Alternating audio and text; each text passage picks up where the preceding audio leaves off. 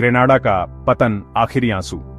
ऐशा ने कहा, जिस सल्तनत का डिफेंस तुम मर्दों की तरह ना कर सके, उस पर औरतों की तरह रो क्यों रहे हो। ये वो शब्द थे जो उस दिन कहे गए थे जब इस्लामिक सिविलाइजेशन का आखिरी चिराग स्पेन की धरती से बुझा दिया गया था। वो जमीन जहां मुसलमानों ने 800 सालों तक नॉलेज, जस्टिस, आर्ट और साइंस के गहरे निशान छोड़े थे, 1499 में क्रूसेडर फोर्सेस ने तहस नहस कर दी। ग्रेनाडा, जो कभी मुस्लिम दुनिया का गौरव था, अपने महलों, मस्जिदों और लाइब्रेरीज एनलाइटनमेंट के सिंबल्स के साथ अब क्रिश्चियन क्रॉस के साये में मुसलमानों के खून से नहाया हुआ था। यह सिर्फ एक शहर का पतन नहीं था, बल्कि एक महान नेशन के डिक्लाइन की तस्वीर थी।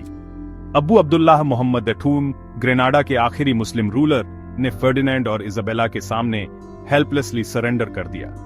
जैसे ही उसने आखिरी बार अल्हम्ब्रा की ऊंची दीवारों से ग्रेनाडा की मीनारों को देखा, उसकी आंखें आंसुओं से भर गईं।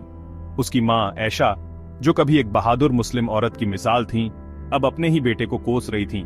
जिस सल्तनत का डिफेंस तुम मर्दों की तरह ना कर सके, उस पर औरतों की तरह रो क्यों रहे हो। ये लाइन सिर्फ एक हारे हुए राजा के लिए नहीं थी, बल्कि पूरी मुस्लिम उम्माह के लिए एक मैसेज थी। ग्रेनाडा की हार सिर्फ एक बैटल का लॉस नहीं था, बल्कि internal conflicts, intelligent leadership, intellectual decline और रिलीजन से दूरी का नतीजा था। मुसलमान, जो कभी यूरोप को नॉलेज और स्किल्स सिखाते थे, अब क्रूसेडर्स के कैदी बन गए थे। जजों और स्कॉलर्स को जिंदा जलाया जा रहा था, मस्जिदों को चर्च में बदला जा रहा था और कुरान के पन्नों को अपवित्र करके आग लगाई जा रही थी। ग्रेनाडा की गलियां मुसलमानों के खून से बह रही थीं, और जो लोग इस बेइज्जती से बचना चाहते थे, उन्हें क्रिश्चियनिटी एक्सेप्ट करने पर मजबूर किया जा रहा था। जो मना करते थे, उन्हें सूली पर चढ़ा दिया जाता था और जिंदा जला दिया जाता था, जबकि मुस्लिम औरतों और बच्चों को गुलामी में बेच दिया जाता था। ये वही अंदलुस था जहां कभी कॉर्दोबा की ग्रैंड मॉस्क हजारों लैंप्स से जगमगाती थी, जहां बैगदाद और डमास्कस से स्कॉलर्स पढ़ाने आते थे, जहां मुसलमानों ने साइंस, मेडिसिन और मैथमेटिक्स के वो प्रिंसिपल्स स्थापित किए थे जिन पर आज की मॉडर्न वर्ल्ड खड़ी है। लेकिन अब वही मुसलमान रो रहे थे, उनके घरों पर क्रूसेडर फ्लैग्स लहरा रहे थे और उनकी औरतों की बेइज्जती की जा रही थी। ग्रेनाडा के पतन के बाद स्पेन में स्पेनिश इंक्विजिशन शुरू हुई, जहां मुसलमानों का शिकार किया गया और उन्हें मार डाला गया। अरबिक लैंग्वेज पर बैन लगा दिया गया।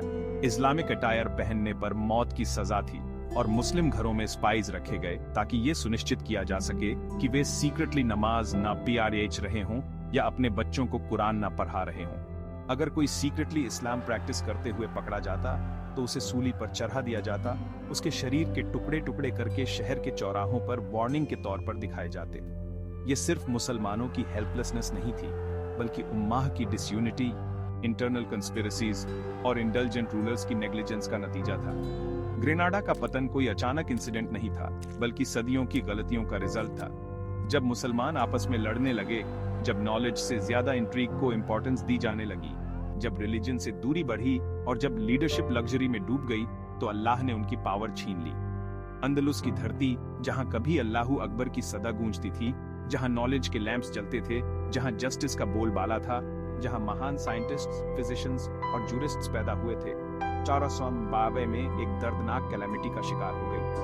वही ग्रेनाडा, जहां अल्हम्ब्रा की दीवारें कभी इस्लामिक आर्ट से सजी थीं, जहां कोर्दोबा की ग्रैंड मॉस्क के मिहरब्स खुदा की याद से जिंदा थे, अब क्रूसेडर फ्लैग्स के साए में रो रहा था। जब अंदलुस ने इस्लाम का लाइट अपनाया 1711 में जब तारिक बिन जियाद अपने सैनिकों के साथ हिस्पानिया के शोर्स पर उतरा, तो उसके शब्द हिस्ट्री में हमेशा के लिए एच्ड हो गए।